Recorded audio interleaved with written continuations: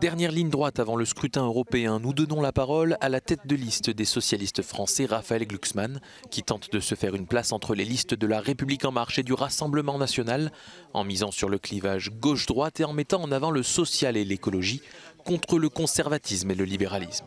Il faut changer les politiques menées à Bruxelles. Il faut une Europe sociale et écologique. Justice sociale, transformation écologique. Nous avons un projet qui repose sur ces deux piliers.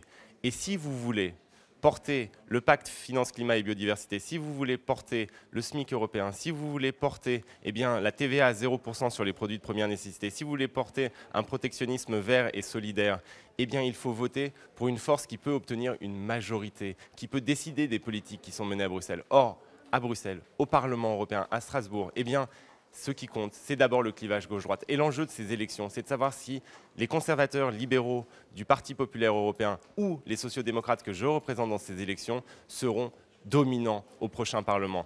L'enjeu, c'est de savoir si la gauche peut dépasser la droite. Il reste 21 sièges d'écart. C'est une opportunité historique de mettre fin aux politiques de M. Juncker, de M. Barroso, de M. Weber et de M. Macron. C'est maintenant, le 26 mai, que tout ça se décide. Alors votez et votez à gauche.